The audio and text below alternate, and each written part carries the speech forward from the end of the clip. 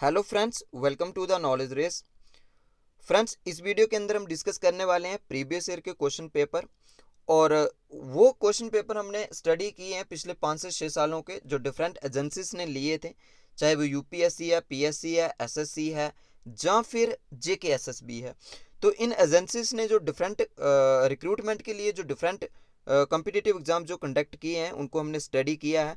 और फोकस जो हमारा रहा है इस वीडियो को बनाने का, वो टॉपिक जो हमने लिए हैं वो लिए हैं सिर्फ और सिर्फ फंडामेंटल राइट से, directive principle of state policy और 73rd कॉन्स्टिट्यूशनल अमेंडमेंट एक्ट। इन 3 टॉपिक्स में से जो डिफरेंट कम्पिटिटिव एग्जाम में जो क्वेश्चन पूछे गए थे, तो उनको हम डिस्कस करेंगे। और आपको ये वीडियो देखने के बाद आइडिया हो जाएगा कि आपने कितनी प्रिपरेशन की है, इन टॉपिक्स को कितनी डिटेल में पढ़ा है और कितनी डिटेल में अभी और पढ़ने की ज़रूरत है। तो इसमें हम जो क्वेश्चन डिस्कस करेंगे वो हमारी अप्रोच रही है क्वेश्चन चुनने की, मॉडरेट टू डिफ़िकल्ट लेवल रही है। तो आप इस वीडियो को अंत तक ज़रूर देखें और नीचे डिस्क्रिप्शन में लास्ट में ज़रूर बताएं कि आपने कितने क्वेश्चन जो है वो ठीक किए हैं। अगर आप इन वीडियोस को इन टॉपिक्स को डिटेल में पढ़ना चाहते हैं, तो इनके हमने वीडियो जो है बनाए हैं 20 लेक्चर, जो लगभग इन 3 टॉपिक्स के ऊपर हमने अपलोड किए हैं।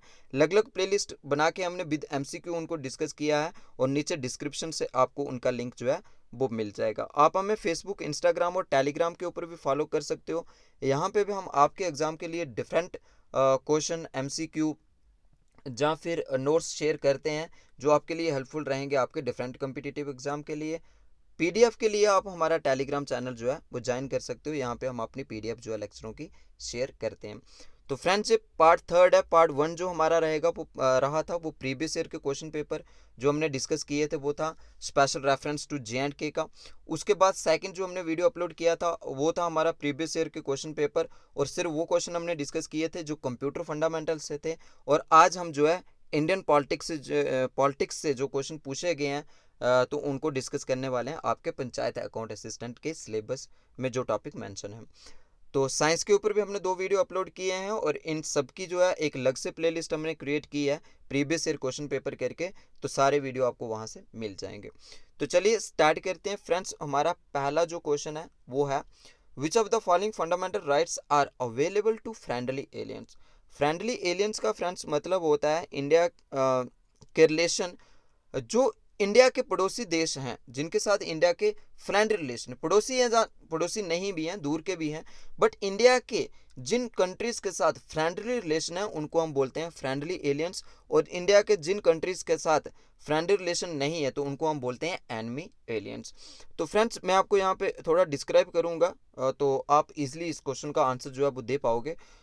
अब आप नोट डाउन कर लें, आर्टिकल 15 मैं आपको बता रहा हूँ। आर्टिकल 15 हो गया, आर्टिकल 16 हो गया, उसके बाद आर्टिकल 19 हो गया, और 19 के बाद आर्टिकल 29 हो गया, और उसके बाद आर्टिकल 30 हो गया। जी फ्रेंड्स, ग्रुप ऑफ आर्टिकल जो 5 आर्टिकल्स इसके अंदर आते हैं, 15 हो गया, 16 हो गया, 19 हो गया, 29 हो गया और 30 हो गया। ये आर्टिकल सिर्फ और सिर्फ फ्रेंड्स इंडियंस को ही मिलते हैं। ये ना किसी एनिमी एलियंस को मिलते हैं, ना किसी फ्रेंडली एलियंस को मिलते हैं। तो एलियंस का मतलब तो आप समझ ही गए होंगे कि इंडिया के वो देश जिनके साथ इंडिया के रिलेशन जो है वो फ्रेंडली रिलेशन है। तो ये आर्टिकल जो है सिर्फ और सिर्फ इंडियंस को मिलते हैं। अब हम डिस्कस करेंगे जो फ्रेंडली एलियंस को जो आर्टिकल मिलते हैं। तो आप नोट डाउन कर लें, इनमें से भी कोई क्वेश्चन आपको पूछा जा सकता है। तो फ्रेंड्स, आर्टिकल 14 जो है, उसके बाद आर्टिकल 20 है, 21 है, फिर उसके बाद 21A है, इसके बाद फिर ऐसे ऐसे करके जे चलेगा आर्टिकल 28 तक। यानी 20 टू 28 के बीच जितने भी आर्टिकल आएंगे, इंक्लूडिंग 20 और 28, और इसके साथ ही 14 आर्टिकल, ये जो आर्टिकल हैं जिस किसको मिलते हैं, दोनों को मिलते हैं, इंडियंस को भी मिलते हैं और फ्रेंडली एलियंस को भी ये आर्टिकल मिलते हैं। तो जितने भी फंडामेंटल राइट हमारे हैं वो सारे के सारे इंडियंस को मिलते ही हैं, बट उनमें से कुछ हैं जो इंडियंस को फॉरेन जो फ्रेंडली एलियंस हैं उनको मिलते हैं, और जो कुछ हैं कि जो एनिमी एलियंस को भी मिलते हैं। तो जो सारे आर्टिकल जो हैं जो फ्रेंडली एलियंस को मिलते हैं। अब आप इसका आंसर आसानी से दे पाओगे। यहाँ पे इन्होंने पूछा है कि आर्टिकल 21 क्या फ्रेंडली एलियंस को मिलता है, तो बिल्कुल मिलता है। अभी हमने देखा आर्टिकल 20 वो भी मिलता है, आर्टिकल 21 वो भी मिलता है। तो ये 20 आर्टिकल 21A क्या है, इसी वीडियो में आगे थोड़ा डिटेल में और भी डिस्कस करेंगे। तो इसका आंसर जो है, क्योंकि ये तीनों आर्टिकल मिलते हैं, तो इसका ऑल ऑफ द अबव जो है आंसर है। नेक्स्ट क्वेश्चन है friends, which of the following are correctly matched. देखो इनमें से कौन सा करेक्टली मैच है। सेरियोररी टू फॉरवर्ड आ गया, उसके बाद मैंडामस वी कमांड और कोवरंटो बाय व्हाट अथॉरिटी। फ्रेंड्स ये है जो आर्टिकल हमारा 32 है फंडामेंटल राइट का, आप लिख लीजिए। 32 जो आर्टिकल है उसको बोलते हैं heart and soul of the constitution. और ये किन्होंने कहा था जी, कहा था डॉक्टर BR अम्बेडकर जी ने। उन्होंने कहा था article 32 is called the heart and soul of the constitution of India. तो इसको हम कॉन्स्टिट्यूशनल रेमेडीज के नाम से भी जानते हैं। इसकी जो हेडिंग है राइट टू कॉन्स्टिट्यूशनल रेमेडीज, ये आर्टिकल 32 है।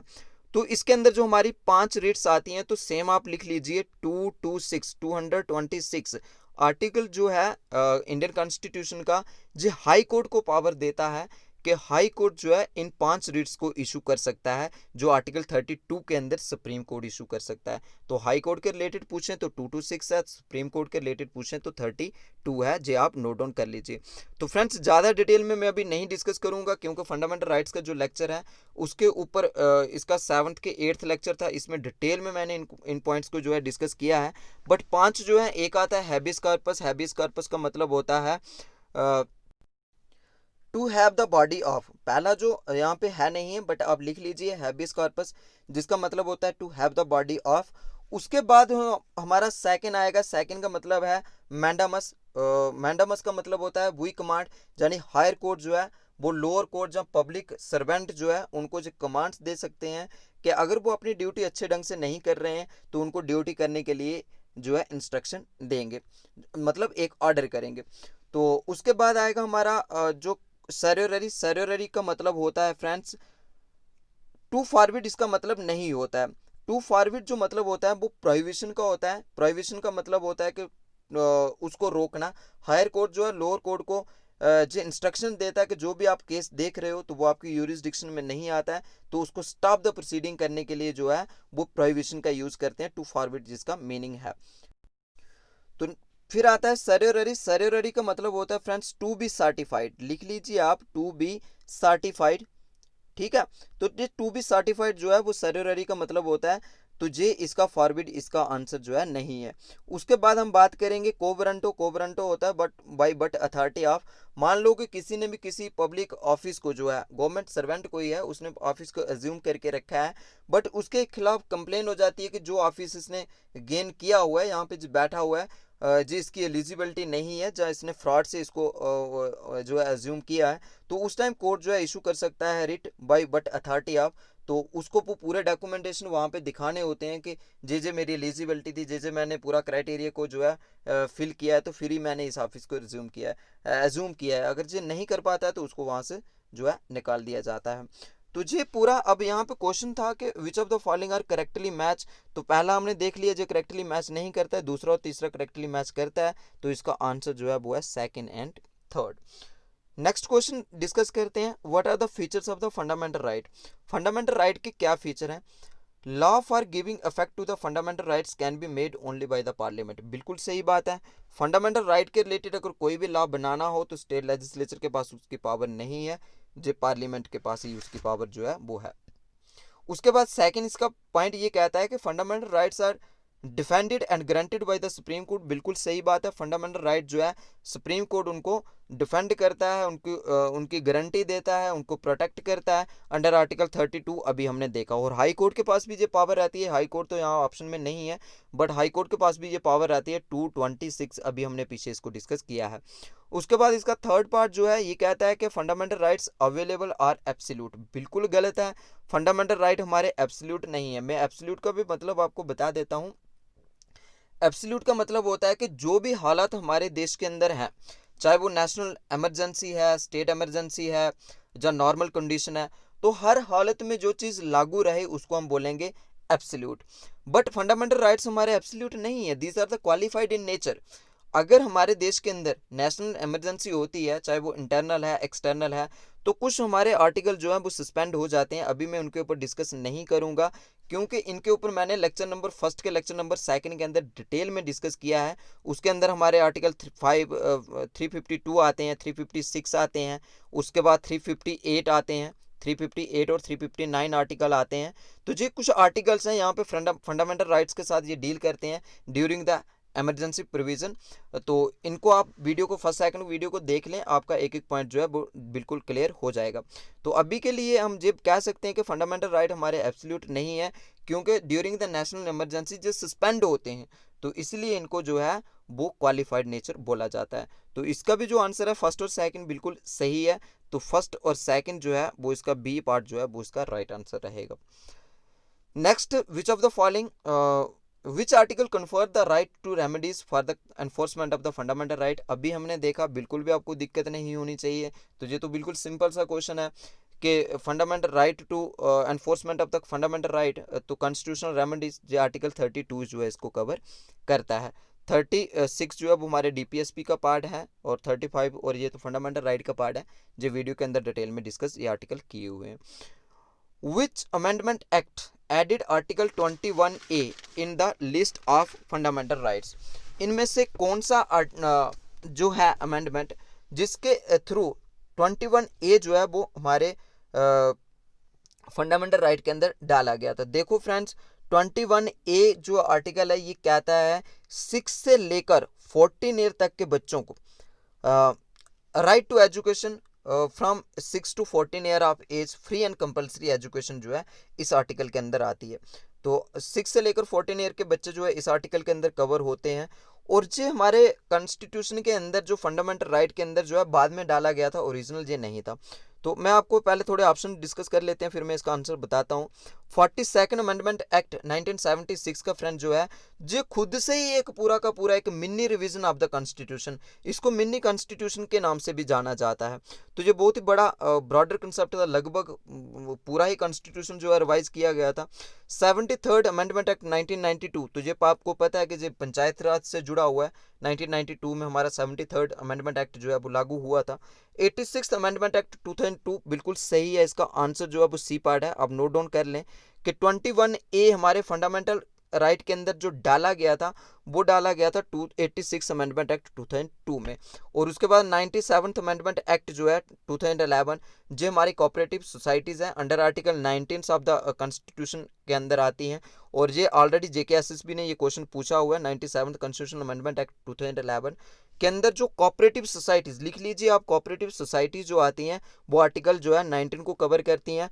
और सेम जो आर्टिकल आता है वो DPSP का पार्ट भी आता है। 73rd अमेंडमेंट एक्ट 43B जो है DPSP का, वो भी 2011 में DPSP में ऐड किया गया है, और इसके अंदर भी कोऑपरेटिव सोसाइटीज़ आती हैं। आप सोचोगे दो जगह क्यों है फ्रेंड्स? DPSP जो है नॉन जस्टिसेबल है, कोर्ट में कोई उनके लिए क्लेम नहीं कर सकता। फंडामेंटल जो है वो जस्टिसेबल हैं, कोई भी उनके लिए कोर्ट में क्लेम कर सकता है अगर उसको वो राइट नहीं मिलता है। ये इनमें बेसिक डिफरेंस है। और डिफरेंस का भी हमने पूरा लेक्चर जो है fundamental right versus directive principle of state policy का लेक्चर पूरा अपलोड किया है, आप उसको देख सकते हो। चलिए नेक्स्ट अब डिस्कस करते हैं। इसका आंसर जो आपको मिल गया, सी पार्ट इसका आंसर है। नेक्स्ट जो है, which of the following statement is true with respect to 42nd constitutional amendment act. अभी हमने पीछे देखा तो उसमें से एक प्रोविजन यहाँ पे पूछा भी गया था। Fundamental duties were incorporated into the constitution of India by 42nd constitutional amendment act 1976। बिल्कुल सही बात है। हमारे जो फंडामेंटल ड्यूटीज, आप सोचोगे कि ये तो ड्यूटीज का है, DPSP का तो नहीं है। फ्रेंड्स, आपके पंचायत अकाउंट असिस्टेंट में कॉन्स्टिट्यूशन फॉर्मेशन भी है, तो उसमें आपको जो बेसिक जो टॉपिक्स हैं इंडियन पॉलिटिक्स से, ड्यूटीज़ हैं, फंडामेंटल राइट्स हैं, डायरेक्टिव प्रिंसिपल हैं, तो ये जो हमारे सोर्स ऑफ इंडियन कॉन्स्टिट्यूशन है, तो ये सारा पढ़ना पड़ेगा। तो इसके ऊपर भी हमने पूरे 7 से 8 लेक्चर जो है बनाए हैं, वो अपलोड किए हैं। नीचे डिस्क्रिप्शन से आपको कॉन्स्टिट्यूशन फॉर्मेशन का जो प्लेलिस्ट का लिंक मिल जाएगा, तो आप इन लेक्चर्स को देख सकते हो। तो अभी के लिए जो है ये बिल्कुल सही स्टेटमेंट है। हमारे जो डायरेक्टिव हमारे जो फंडामेंटल ड्यूटीज़ हैं, ड्यूटीज़ जो हैं वो 1976 में ही हमारे कॉन्स्टिट्यूशन के अंदर थ्रू 42nd अमेंडमेंट एक्ट डाली गई है। उसके बाद 10 फंडामेंटल ड्यूटीज़ पर इंक्लूडेड इन द अमेंडमेंट, बिल्कुल सही बात है। ओरिजिनल जो 42nd में 1976 में जो हमारे ड्यूटीज़ डाली गई कॉन्स्टिट्यूशन के अंदर, तो वो 10 थी। अभी जो है वो 11 है। तो वो 11 कब हुई? 11th ड्यूटी जो है वो कब डाली गई थी? 86th कॉन्स्टिट्यूशनल अमेंडमेंट एक्ट 2002 में। तो ये 11th ड्यूटी हमारे कॉन्स्टिट्यूशन में डाली गई थी। 11th ड्यूटी यही है कि जब पेरेंट्स की ड्यूटी है कि 6 से लेकर 14 साल के बच्चों को वो स्कूल में भेजें, उनको पढ़ाएं लिखाएं। तो ये है, तो अभी देख सकते हैं हम कि इसकी तीनों स्टेटमेंटें जो है सही हैं। तो इसका जो आएगा फर्स्ट, सेकंड एंड थर्ड, इसका राइट आंसर जो है वो डी आएगा। तीनों इसकी स्टेटमेंट सही है। Directive principle have been taken from the constitution of, बिल्कुल सही बात फ्रेंड्स, के जो आयरलैंड के कॉन्स्टिट्यूशन से लिया गया है। Directive principle of state policy जो कॉन्सेप्ट है हमारे इंडियन कॉन्स्टिट्यूशन के अंदर। तो सोर्स ऑफ इंडियन कॉन्स्टिट्यूशन के ऊपर भी पूरा लेक्चर डाला हुआ है, कॉन्स्टिट्यूशन फॉर्मेशन से आपको मिल जाएगा। आप एक एक पॉइंट जो है देख सकते हैं कि कौन कौन से कॉन्स्टिट्यूशन से हमारे कॉन्स्टिट्यूशन के अंदर क्या क्या लिया गया है।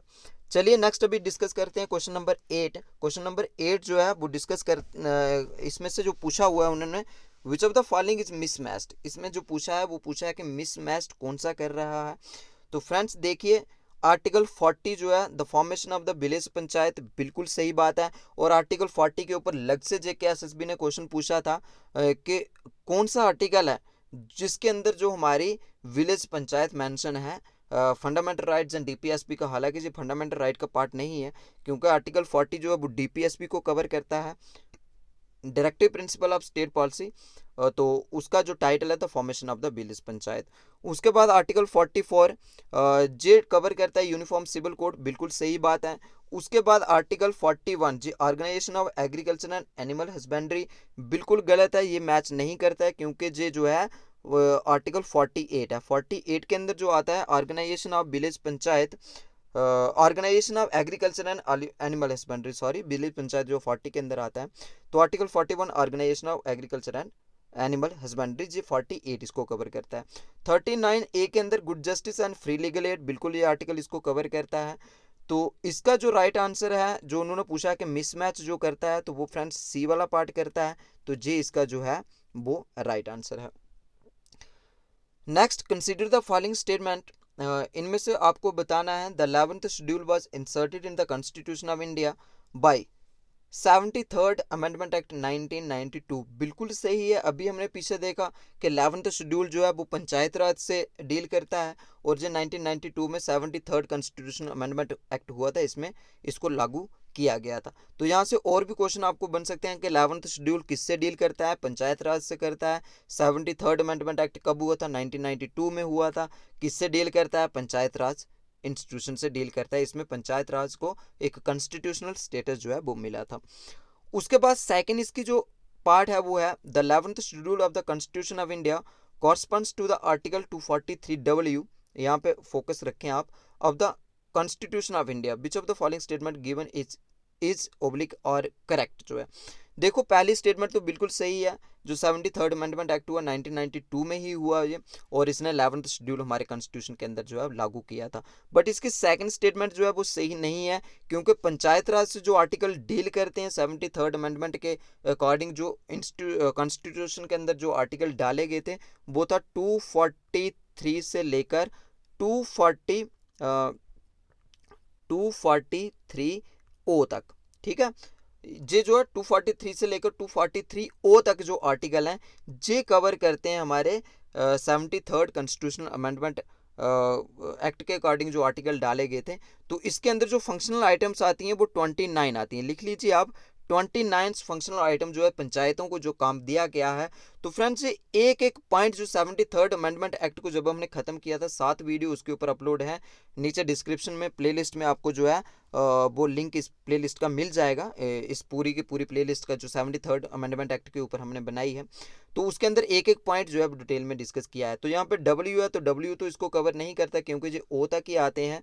तो इसका जो राइट आंसर है वो सिर्फ और सिर्फ फर्स्ट स्टेटमेंट इसकी सही है, सेकंड स्टेटमेंट जो इसकी गलत है। तो right answer only 1। Which of the following is correct under the elements of directive principle. देखो डायरेक्टिव प्रिंसिपल के कॉन्टेक्स्ट में इनमें से कौन सी स्टेटमेंट सही है। Ban on the slaughter of cows, calves and other milch and draught animal, draught cattle, जहाँ पे ड्रॉट एनिमल। तो फ्रेंड्स ये भी हमने जो डायरेक्टिव प्रिंसिपल के ऊपर 4 वीडियो अपलोड किए हैं, डिटेल में इनको डिस्कस किया हुआ है। तो ये जो हमने कवर किया था ये किया, इसको भी जो आर्टिकल कवर करता है तो वो करता है 48 आर्टिकल, ठीक है। तो आप सोचोगे कि पीछे भी 48 था, 48 दो पार्ट्स में डिवाइड होता है। तो वो डिटेल में अगर आप देखना चाहते हो तो डायरेक्टिव प्रिंसिपल के जो है वो लेक्चर देखिए, आपके कॉन्सेप्ट क्लियर हो जाएंगे। उसके बाद पार्ट सेकंड जो है, all citizens have the right to get equal opportunities for livelihood, तो बिल्कुल सही है। ये जो आर्टिकल कवर करता है इसको 39 आर्टिकल कवर करता है। तो equal pay for equal work both man and women, तो इसको भी जो आर्टिकल कवर करता है, जो भी 39 आर्टिकल इसको कवर करता है। तो 39 के जो बहुत सारे सब क्लॉजेज हैं, तो सब क्लॉजेज के अंदर ये दोनों आते हैं। तो अब हम देखते हैं कि इसका राइट जो ऑप्शन है, जो राइट आंसर वो क्या बनता है। Which of the following is correct पूछा हुआ उन्होंने under the elements of directive principal, तो ये तो सारे ही सही हैं, तो ऑल इसका जो है वो आंसर बनेगा। नेक्स्ट आता है, under which one of the following provision is reservations for the scheduled caste and the scheduled tribe in every panchayat made. देखो इनमें से आपने जो नीचे जो सीक्वेंस बनाया हुआ है, तो इनमें से आपने जो चूज करना है कि कौन सा राइट है। Under which one of the following provision is reservation for scheduled caste and the scheduled tribe in every panchayat.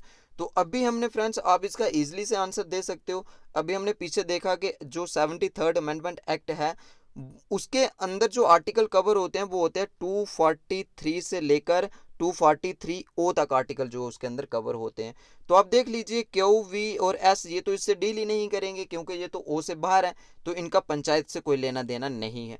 तो फिर जो आर्टिकल बचता है तो वो कौन सा बचता है, आर्टिकल डी बचता है। तो इसके अंदर जो है ये आता है, रिजर्वेशन आती है।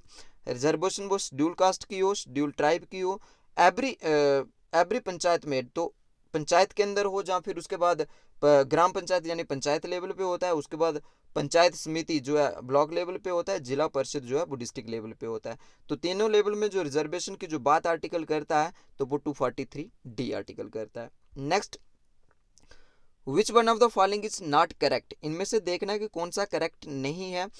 Part 11th of the constitution of India pertaining to the panchayat provided for setting up of the finance commission.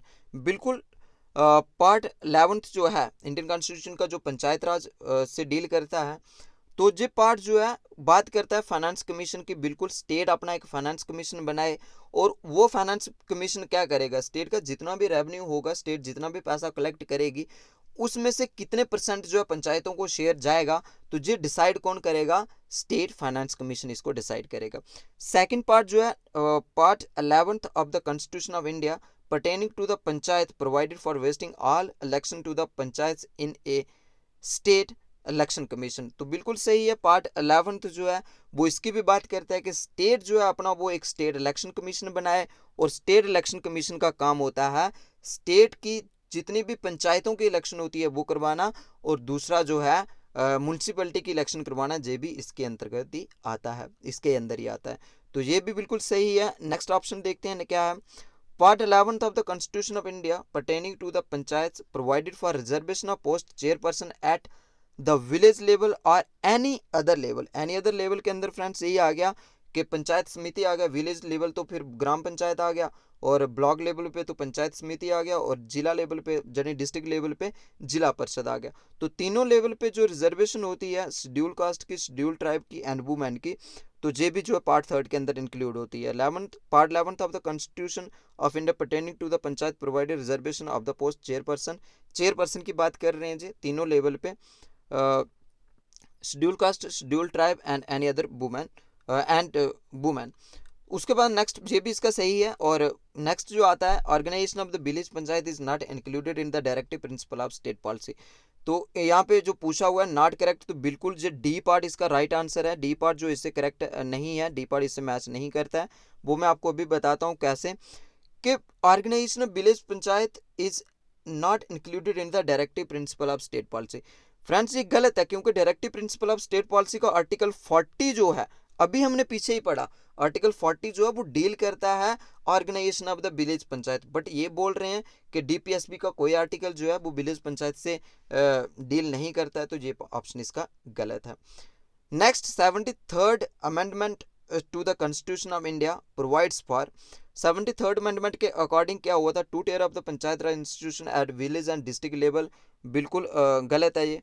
उसके बाद जो है 2 tier of the panchayat raj institution at village and block level, ये भी गलत है। और उसके बाद 2 tier of the panchayat raj institution है ब्लॉक एंड डिस्ट्रिक्ट लेवल, ये भी गलत है। कैसे, मैं अभी आपको बताता हूँ।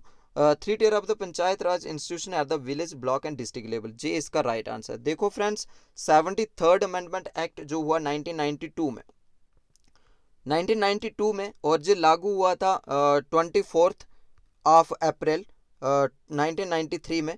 तो जे 24 ऑफ अप्रैल जो है वो हर साल पंचायत राज डे जो है बनाया जाता है 24 ऑफ अप्रैल। ठीक है, तो इस एक्ट के अकॉर्डिंग क्या था, थ्री टियर सिस्टम था। और थ्री टियर सिस्टम जो था फ्रेंड्स, एक सेकेंड, यहाँ पे हम बात कर रहे थे। तो थ्री टियर सिस्टम जो था फ्रेंड्स हमारा वो रहेगा, उसमें क्या रहा था थ्री टियर सिस्टम के अंदर, हमारा एक विलेज लेवल पे होगी ग्राम पंचायत होगी, फिर पंचायत समिति होगी ब्लॉक लेवल पे, और उसके बाद जिला परिषद होगी डिस्ट्रिक्ट लेवल पे।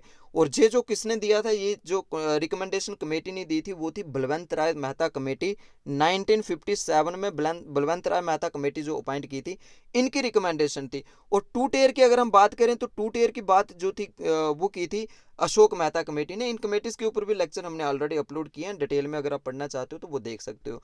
तो इसका जो है डी पार्ट बिल्कुल राइट आंसर है, क्योंकि ये तीनों आते हैं इसके अंदर, विलेज भी आता है, ब्लॉक भी आता है और डिस्ट्रिक्ट भी आता है। तो मोस्ट अप्रोप्रिएट आंसर जो इसका वो है डी पार्ट। उसके बाद question number 14, the state election commission can removed. State election commissioner, state election commissioner जो है उनको रिमूव्ड किया जाता है, तो कौन करेगा भाई, the governor of the state. बिल्कुल गलत है, क्योंकि गवर्नर इन्हें अपॉइंट करते हैं, रिमूव नहीं कर सकते। भाई द स्टेट असेंबली, बिल्कुल गलत है, स्टेट असेंबली इनको ना ही अपॉइंट करती है ना ही रिमूव करती है। दो an order issued by the chief minister, बिल्कुल नहीं, चीफ मिनिस्टर इनको ना ही अपॉइंट करते हैं ना ही रिमूव करते हैं। तो स्टेट इलेक्शन कमिश्नर जो होता है उनको रिमूव कौन करेगा, तो उनको रिमूव करने के लिए जो सही प्रोसीजर है फ्रेंड्स, इसका डी आंसर जो है वो बिल्कुल सही है। दो procedure similar to that for removal of the जज ऑफ द हाई कोर्ट। जिस तरीके से हाई कोर्ट के जज को रिमूव किया जाता है, उसी तरीके से जो हमारे स्टेट इलेक्शन कमिश्नर को भी रिमूव किया जाता है। इन शॉर्ट में अगर आपको बता दूं तो पार्लियामेंट क्या करेगी, दोनों हाउस से एक रेजोल्यूशन को पास करेगी 2/3 मेजोरिटी से। 2/3 मेजोरिटी का मतलब हो गया 2/3 जो है, अगर टोटल 100 है तो उसमें से 66 जो इसके पक्ष में होने चाहिए, इसके हक में होने चाहिए। तो 2/3 मेजोरिटी से वो एक रेजोल्यूशन पास करेंगे, both the houses of parliament, Lok Sabha से भी राज्यसभा से भी। और उसके बाद प्रेसिडेंट जो है इनको जो है वो रिमूव करेंगे, स्टेट इलेक्शन कमिश्नर को प्रेसिडेंट के द्वारा जो रिमूव होंगे। तो ये बाकी गलत है, इसका राइट आंसर जो है वो डी है। और ये भी बता दूं इनको रिमूव क्यों किया जाता है। इनको रिमूव करने के लिए अगर वो मिसबिहेवियर करते हैं या इनकैपेसिटी है उनके काम करने की, तो इन दो चीज़ों के ऊपर इन्हें रिमूव किया जा सकता है। आपको ये क्वेश्चन बन सकता है कि किन चीज़ों के ऊपर इनको रिमूव किया जा सकता है, मिसबिहेवियर और इनकैपेसिटी। लास्ट क्वेश्चन इस सेशन का, इस लेक्चर का last question, consider the following statement in the post 73rd amendment era there has to be decentralization of। देखो 73rd amendment एक्ट होने के बाद डिसेंट्रलाइजेशन जो हुई, डिसेंट्रलाइजेशन का मतलब होता है पावर को डिवाइड कर देना। तो डिसीजन मेकिंग पावर को भी डिवाइड कर दिया गया, सिस्टम एज ए होल पूरा चेंज हो गया। जुडिशियल पावर ये गलत है, ये तो हुआ नहीं। और एडमिनिस्ट्रेटिव पावर, देखो फ्रेंड्स 73rd अमेंडमेंट की जब बात करते हैं सिर्फ और सिर्फ पंचायत को नहीं इंक्लूड कर रहे हैं, जहाँ पे ग्राम पंचायत भी आ रही है, ब्लॉक समिति भी आ रही है और जिला परिषद भी आ रही है। तीनों लेवल पे डिसीजन मेकिंग पावर जो है वो अलग अलग उसको जो है डिवाइड कर दिया गया, पंचायत में, पंचायत समिति में, जिला परिषद में। सिस्टम पूरा होल काम करने का वो बदल गया और एडमिनिस्ट्रेटिव पावर जो है वो भी डिवाइड कर दी गई। बट जुडिशियल पावर जो है, जुडिशरी जो है इसके अंदर नहीं आती है। तो जुडिशरी जो हमारी इंटीग्रेटेड जुडिशरी है, इंडिपेंडेंट है, जैसे वो लोअर कोर्ट है, डिस्ट्रिक्ट कोर्ट है, हाई कोर्ट है, सुप्रीम कोर्ट है, तो ये जो है इनके अंदर नहीं आती है। तो इनका जो गलत आंसर है वो यही है। तो अब देखते हैं कि ये पूछ कर रहे हैं, consider the following statement in the post 73rd amendment era there has to be decentralisation of. तो डिसेंट्रलाइजेशन 3 में हुई है, फर्स्ट सेकंड और फोर्थ इसका राइट आंसर है। तो देखिए फर्स्ट सेकंड और फोर्थ इसका ये वाला जो है वो राइट आंसर है।